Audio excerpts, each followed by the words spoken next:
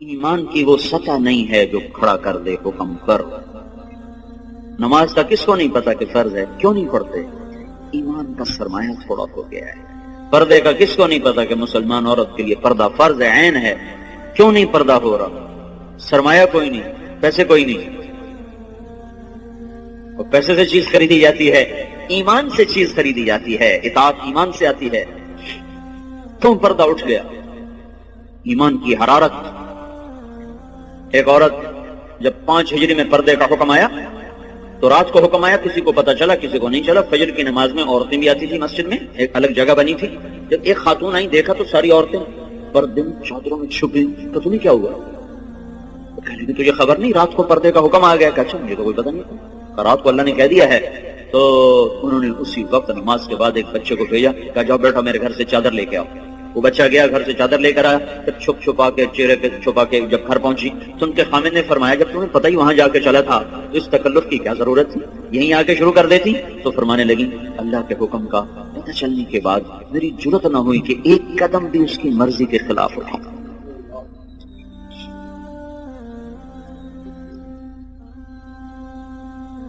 اب چونکہ ایمان کی حرارت ہے نہیں، ایمان کی طاقت کمزور ہو چکی ہے، تو ہیلے بہانے اور لچر عذر۔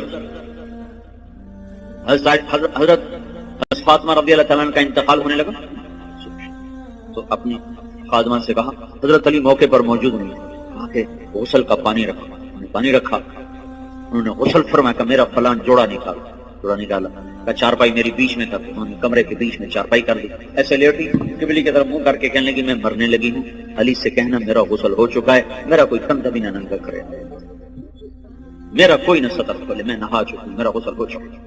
ان کو مرنے کے بعد بھی یہ فکر ہے کہ میرا کندھا ننگا نہ ہو۔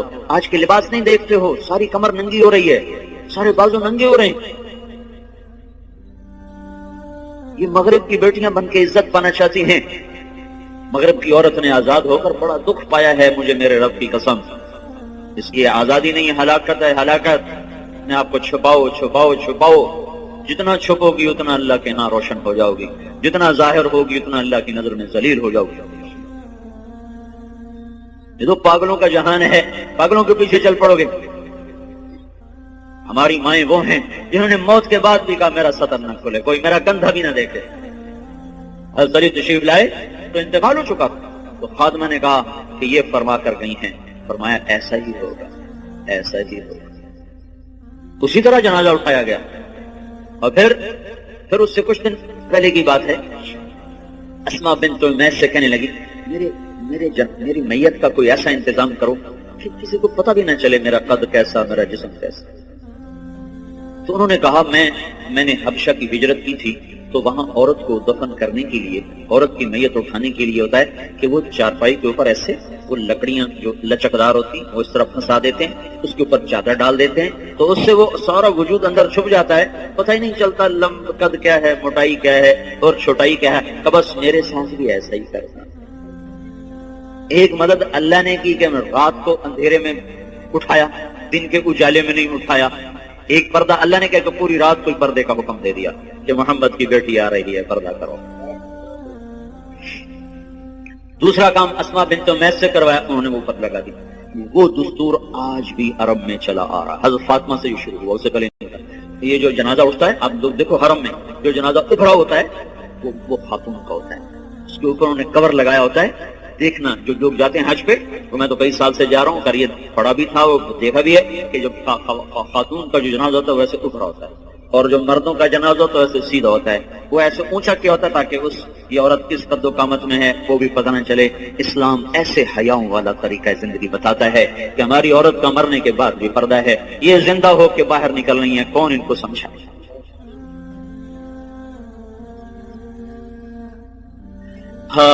تبلیغ اسی زندگی کو سیکھنے کا کام ہے، یہ پاک زندگی ہے، پاکیزہ زندگی، اس کو لے کے در در گھر گھر پھرنا، لوگوں کی خیر خواہی میں، ان کو اللہ کے ساتھ جوڑنے میں، تھکے کھانا، لوگوں کی منتیں کر کے ان کو اللہ رسول کی ترتیب زندگی سمجھانا بتانا، یہ ہے تبلیغ کا کام۔ اس کے لیے ہم عورتوں کو بھی نکالتے ہیں، مردوں کو بھی نکال دو، بھائی سیکھو سیکھو، اوپر سے ہواؤں کا تیور بدلا ہوا ہے، پانی بکھر چکا ہے، زمین بے لگام ہونے کا ہے، سمندر اچھل اچھل کے اپنے غصے کا اظہار کر رہے ہیں۔ اللہ تعالیٰ کی طرف سے نشانیاں ظاہر ہو رہی ہیں کہ یا سیدھے ہو جاؤ یا پانی کی لگام کھل سکتی ہے، یا زمین اپنی کروٹ بدل سکتی ہے، یا ہواؤں کی لگام ڈھیلی ہو سکتی ہے، یا چاند سورج کی گردش وہ ہمارے خلاف چل سکتی ہے، اور کوئی اللہ لاؤڈ سپیکر لگا کے بتائے گا کہ بس کرو، ختم کرو، باز آ جاؤ۔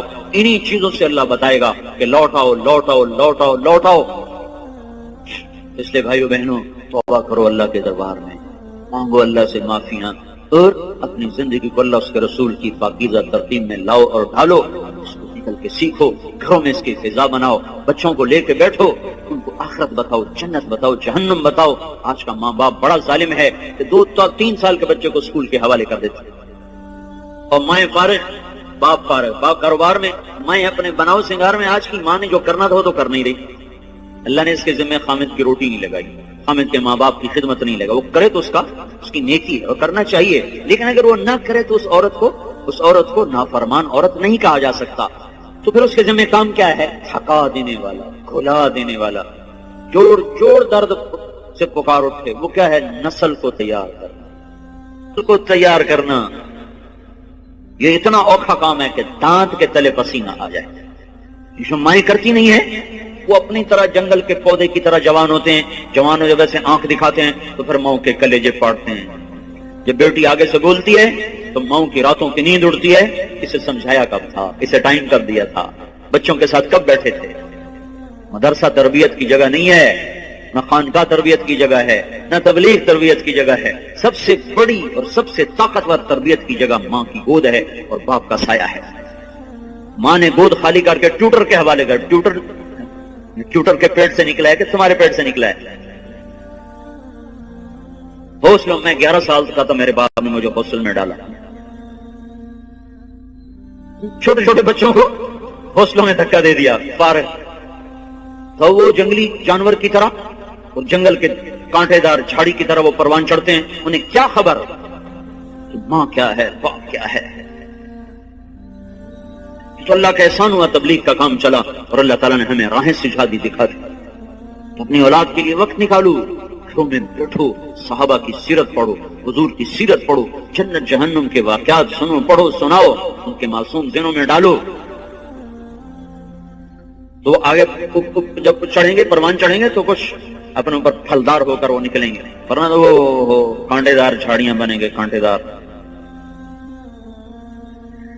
سے وقت دو، اپنے آپ کے لیے وقت نکالو، اپنی نسل کے لیے وقت نکالو، اپنے گھروں کو مسجد بناؤ، گھروں کو مسجد بناؤ۔ زبان کا بول بڑی طاقت رکھتا ہے، زبان کے بول میں اللہ نے اثر رکھا ہے۔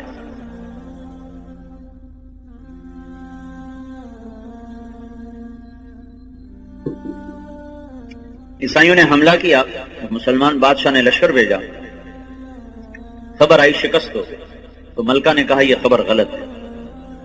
بادشاہ نے غصے میں کہا کیسے غلط؟ خبر باہر سے آئی، تو اندر بیٹھ کے تو غلط کہہ رہے، تو چپ ہو گئی۔ کچھ دنوں کے بعد خبر آئی کہ واقعی خبر غلط تھی، فتح ہوئی۔ تو بادشاہ نے اپنی بیوی سے پوچھا تو نے یہ اتنے دعوے سے بات کیوں کہی تھی؟ اس نے کہا بات یہ ہے، جب یہ میرا محسوس ہوا کہ میرے پیٹ میں کوئی امانت ہے تو میرے منہ پہ ایک لقمہ بھی حرام کا نہیں آیا، میں نے کوئی مشتبہ کھانا نہیں کھایا۔ پھر جب یہ پیدا ہوا، یہ کون سنا رہی؟ کوئی کسی مولوی کی بیوی نہیں، بادشاہ کی بیوی کا سنا رہا۔ جب یہ پیدا ہوا تو میں نے جتنی دفعہ اسے دودھ پلایا، پہلے 2 نفل پڑے پھر دودھ پلایا، وضو کیا 2 نفل پڑے دودھ پلایا۔ 2 سال میں نے یہ چکی چلائی ہے، 2 سال میں نے یہ مشقت برداشت کی ہے کہ ہر دفعہ اس کے لیے میں وضو کرتی، نفل پڑھتی، پھر دودھ پلاتی۔ تو جو اتنا پاک دودھ پی کے پروان چڑھے، وہ کافر کے آگے کیسے بھاگ سکتا؟ یہ خبر اگر آتی کہ شکست ہوگی اور میرا بیٹا شہید ہو گیا تو پھر اس کو میں مان جاتی، لیکن میں یہ نہیں مان سکتی کہ جس کو میں نے ایسا پاک دودھ پلایا ہو وہ موت کے ڈر سے بھاگ جائے۔ یہ نہیں سکتی۔